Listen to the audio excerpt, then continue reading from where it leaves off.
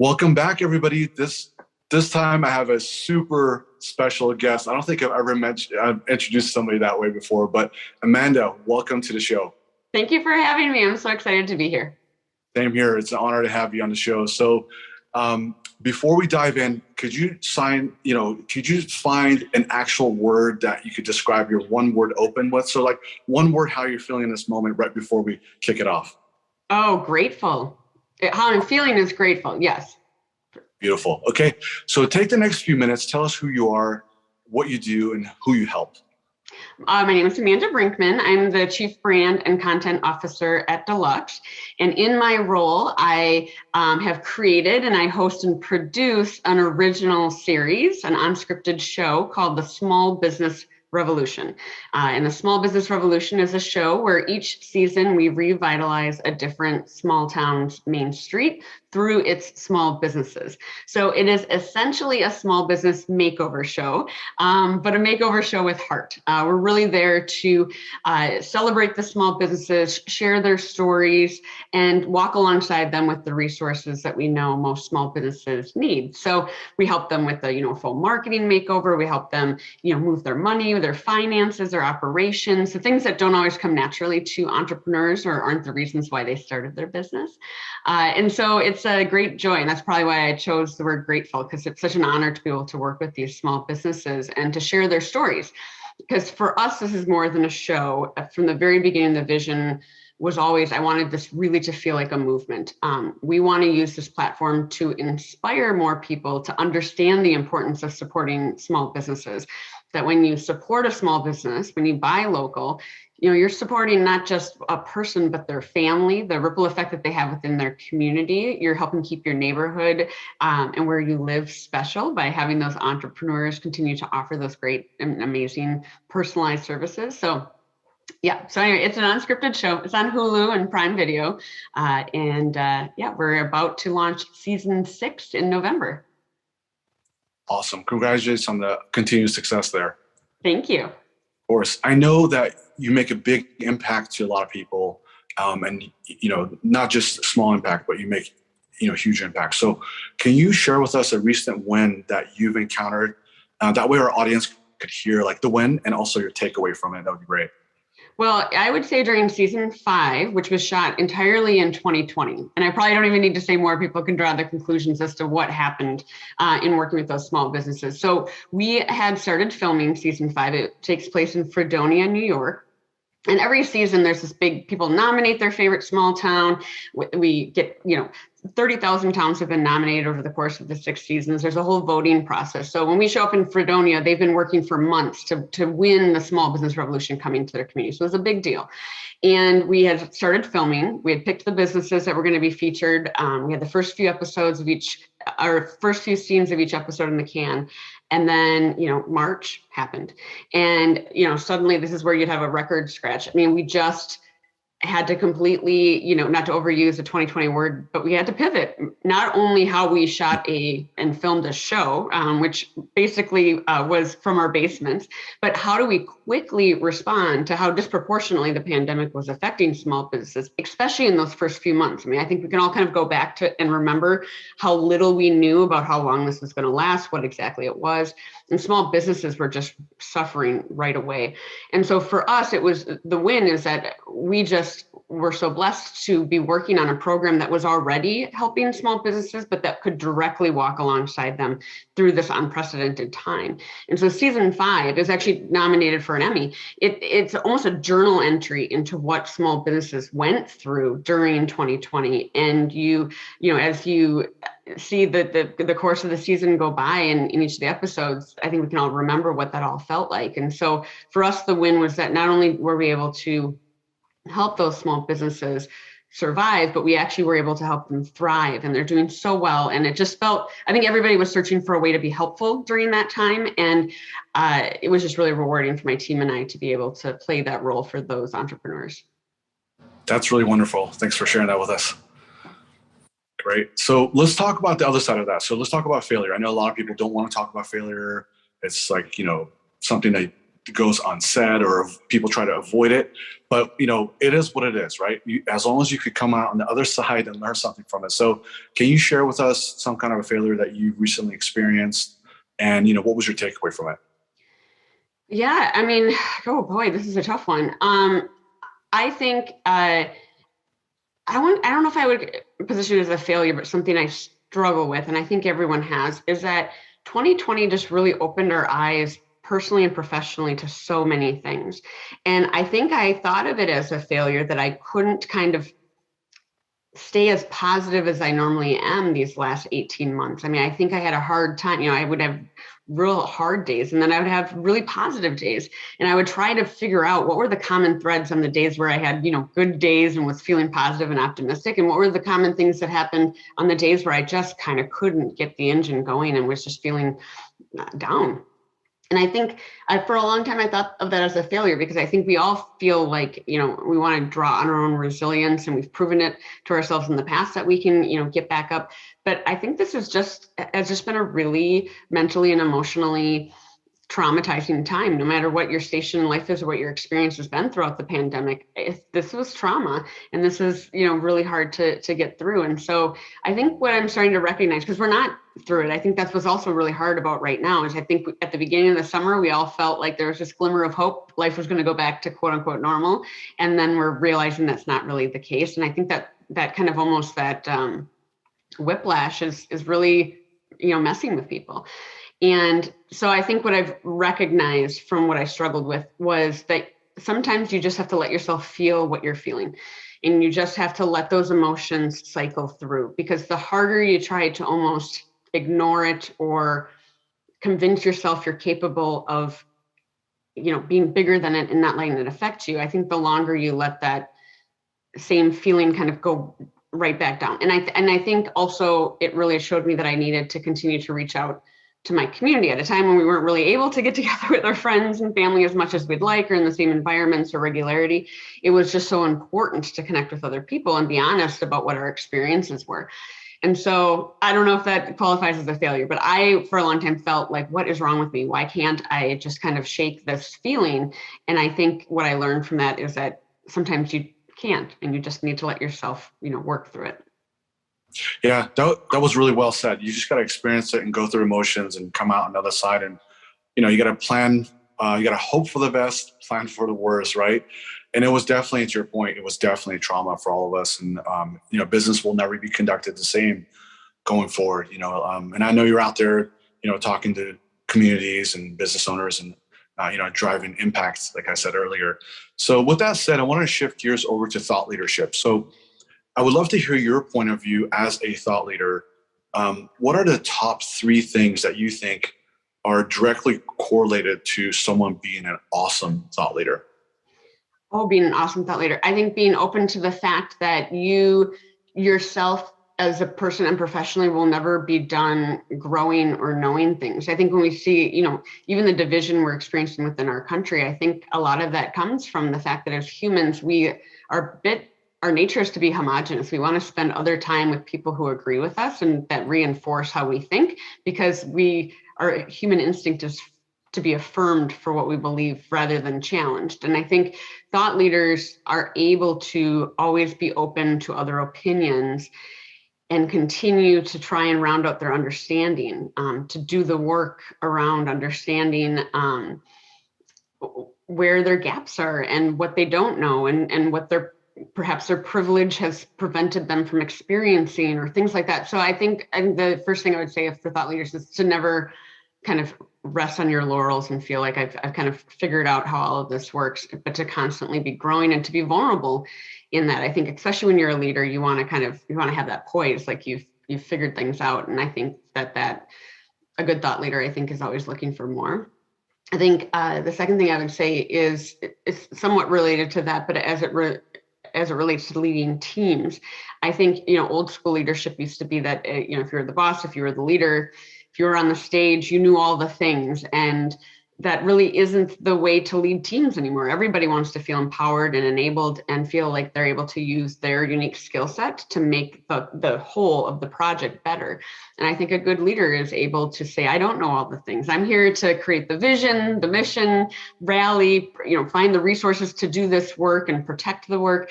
But, you, the team, you're the ones who are going to make this what it really can be. And I think that even translates into thought leadership is not always having to have all of the answers. And then I think the third one is, I think thought leaders really spend time with either the communities that they're addressing or the communities that they're trying to reach. I think, especially, my background is in the marketing world. We're almost so data rich that we've gotten away from just kind of gut instinct of, what would resonate with people, that qualitative, almost anthropologic study of people. When I think about how the small business revolution came to be, it was because I was out spending time with small businesses and I was moved by their stories and I was experiencing those stories firsthand, not because I looked at some study around what will help reach small businesses or what do small businesses care about right now. There's plenty of data, quantitative, that tells us what small businesses are thinking about or concerned about. I just wanted to really understand it from an experience perspective. So I think thought leaders never stop learning about who they're either working with or working for. Wow, that was really deep. I love it. Let's talk about company culture. So what do you think are top attributes or things that are directly correlated to a company having an awesome culture? I think it comes from the top down. I think you got to walk the walk. You got to talk the talk. Sometimes I think leaders will sometimes, they'll say the right things, but that old saying, I remember my mom used to always say that your actions are so loud, I can't hear what you're saying or whatever. I'm messing that up. I always mix up analogies and metaphors, but I think it comes from the top down. Like, what is the leader's actual behavior? You can say you're trying to do this thing, but if you're making decisions that are counterintuitive to that, I think people can feel that. They can feel that authenticity. And I think the more real you are as a leader, I think culture comes from, if you want your entire organization to want to be a part of the solution and the way forward. And I think the way you do that as a leader is you inspire and you become someone who people want to work for and help be successful. And that service or servant leadership is really important, where people feel like you're not too good to roll up your sleeves and you're doing the work and you care about each individual as human beings. And I think that's just hard to create in a PowerPoint document about mission and vision and culture. I think it's really about the proof of those actions. And so company culture is a hard thing to pin down. And I think it's an evolution and a constant. I think every company is always seeking out how to continue to enhance that. Awesome. So let's talk about time. So I know you mentioned, we're going through trauma right now. And last time we went through this in business was 2008, which was, it was just as bad in a different way. If you could go back to 2008 when all that was going on, if you could give yourself one piece of advice, what would you say to yourself? Oh, that's great. I think, I'm not sure if this is advice for myself, but it's certainly something that we have observed for small businesses, which is, I think small businesses recognize, the old adage that you should always, personally have savings for that rainy day, 6 months to a year of living expenses in case anything ever happens with your employment, et cetera. And people may have been personally subscribing to that theory with their personal finances, but we really saw that was why small businesses suffered so much, both in 2008 and then again during 2020, was that they just did not have the cash reserves for an emergency like this. And that's hard. That's far easier to advise someone have cash reserves than to actually make that happen, especially in the restaurant industry where margins are just, razor thin without something like this as a pressure on your business. So I think what we could have learned from 2008 that would have been applied to 2020 is that you really need to always kind of have your business structured in a way that when there's pressure on it, you can go right to the places where you're the most profitable to keep the business afloat and to have that emergency funding to draw upon, that you can't kind of rely on monthly revenue. You have to kind of have a bit of a runway for yourself. And I hope that small businesses is certainly something we're advising them to do, but now is the time to start stocking that away, because we just don't know when something like this will happen again. And it's just always a good way to run your business. So I think planning for the inevitable, or not inevitable, planning for the unpredictable, actually the opposite, is probably the lesson we could have drawn from 2008 that would have been helpful in 2020. Absolutely. That was really awesome to hear. And I had another thought leader on here, and she was saying, with everything that's going on now, expect the unexpected going forward, right? So, yeah. Which ties into what you said in terms of having, backup plan B and having reserves and stuff like that. So let's shift gears into payments. As you know, I'm in payments. I've been in payments all my life, and I love, having an impact to the industry as a whole. I would love to hear your perspective on the common misconceptions of accepting payments for small business owners that you speak to on a normal basis. Yeah, most small businesses are just really afraid of fees. It isn't surprising that small businesses would encourage cash transactions. And I don't know that a lot of consumers realize that either when they're paying for a credit card. With a credit card, it's obviously far easier and more convenient for us as consumers, but I don't think they understand the burden of that on a small business. And I think that the processors that are working to make that not so burdensome on small businesses are ahead of the game. And I think that's really smart. And if there's a way to aggregate those fees or pass along the fees, if there's a ways to be creative about it, so it isn't coming right out of the small business's profitability on each individual transaction, I think that's smart. I think small businesses are really also leaning towards technology that makes it easier for them to accept multiple payments. When you look at both at the register, online, they want something that's not only easy, but is easy to reconcile in the background. And so the easier that the technology is, and just, again, spending time with small businesses, if you just, spend time in a restaurant for a day, you can see where some of those gaps in the process are, or where it's burdensome for the owner.